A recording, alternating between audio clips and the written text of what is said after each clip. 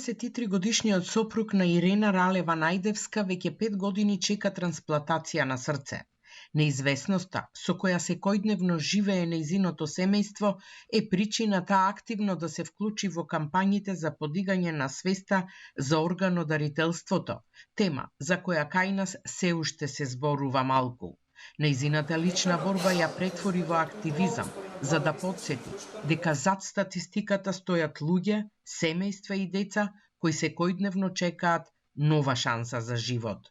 Чека трансплантација на срце веќе 5 години, а 7 години живее со 2 механички потпори. Самиот момент на чекање на донор не натера, не поттикна да почнеме со едни вакви трибини, затоа што свеста за органодарителство во државава е се уште на многу ниско ниво, а нам времето ни е скапоцено и се плашиме дека можеби нема да го дочекаме повикот за трансплантација. Својата приказна ја сподели и Маја Горјановска од Битола, која како жив дарител на дел од црниот дроб го спаси животот на својата ќерка. Таа денес е пример дека органодарителството не е само медицински чин, туку длабоко човечка одлука. Апелирам, многу силно за органодарителство, затоа што нема поубаво нешто од тоа да знаете дека давате нов живот, нова шанса за живот и некој да продолжи да се радува на животот.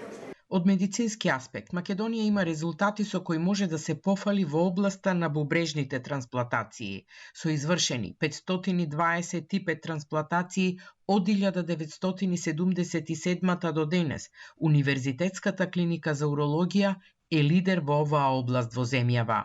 Светската асоциација на земји што прават трансплантации не рангираше на 9-то место во свет по број на трансплантации и на 5-то место во Европа.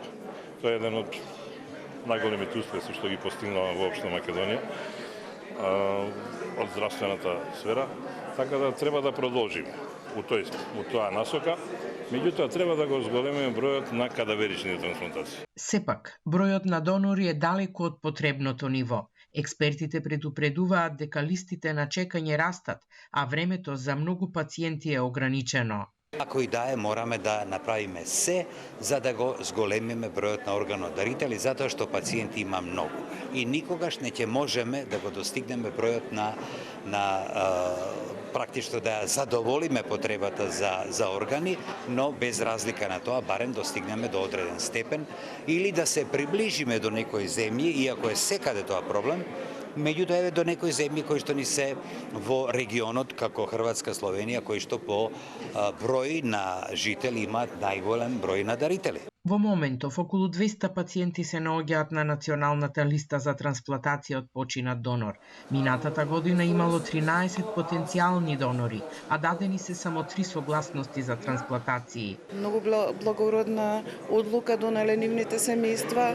Како лекари многу ја цениме таа одлука и нека бидете поттик нивното херојство да донираат органи за сите други, кога ќе дојде тој момент кога ќе им приде доктор, координатор за трансплантација и ќе побара согласност, едноставно да погледнат во тие примери на луѓето кои што во такви тешки моменти се одважиле да дадат дел од својот сакан, да продолжат туѓи животи, да подобрат туѓи животи.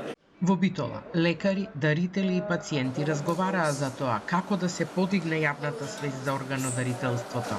На средбата беше испратена и порака од верските заедници дека донирањето органи не е спротивно на ниту една вера и дека спасувањето живот е највисока човечка и духовна вредност.